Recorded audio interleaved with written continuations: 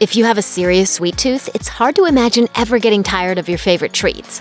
But there's a whole world out there beyond cheesecake, pies, brownies, and ice cream. Consider crafting some of these little-known desserts from around the globe the next time you need your sugar fix. Butter tarts. Canada has been holding out on the rest of the world by keeping these a secret. The basic recipe for butter tarts, like the one Julia Nolke from Tastemade is demonstrating here, is fairly simple. So you can whip up a batch easily, even if you aren't a pastry chef, as long as you have the right tools. Look at this. What is this even used for if it isn't butter tart filling? To add a little variety, throw some walnuts, pecans, or raisins into the mix. You may want to consider doubling the recipe using a cupcake pan, like in this Anna Olsen video, because when they're bite-sized, these little tarts are sure to go quickly. Pina colada crunch cake.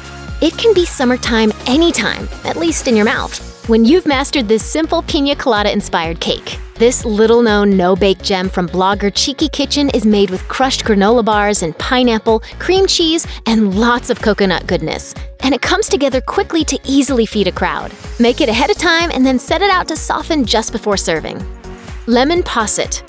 This simple, traditional British dessert, sometimes served with fresh fruit, has been around since the Middle Ages. But today's lemon possets have a thicker texture than the traditional drink and require a spoon to eat. This classic dish is perfect for people who like a little tart with their sweet. If you can't wait to try this tangy confection, you'll need just 3 ingredients to whip one up, as James Martin demonstrates here. If you have lemons, heavy cream, and sugar in your kitchen, then track down a recipe like this one from One Pot Chef and give yourself plenty of time. These beauties take about 4 hours to set in the refrigerator.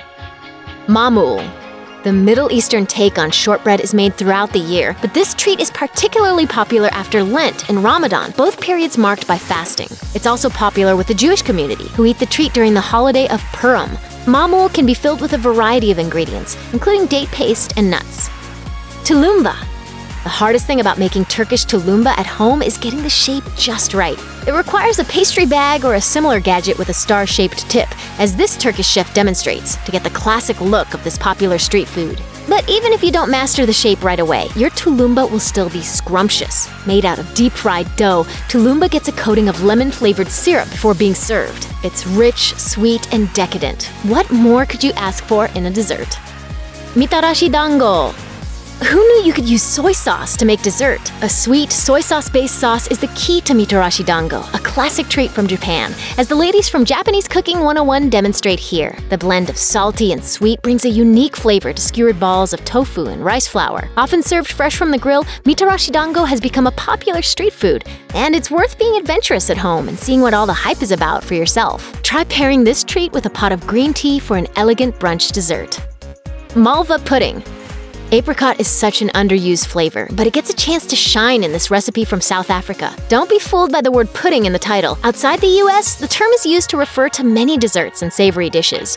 In the case of Malva pudding, the confection is more like a cake, like this one demoed by Woolworths South Africa. This rich treat made with apricot jam is often served up a la mode, although it's packed with so much flavor that you may prefer to enjoy it on its own. Clafoutis. Forget cobbler, it's all about the Clafoutis. This fruit-based baked good hails from France and is kind of a cross between a cherry pie and a pancake.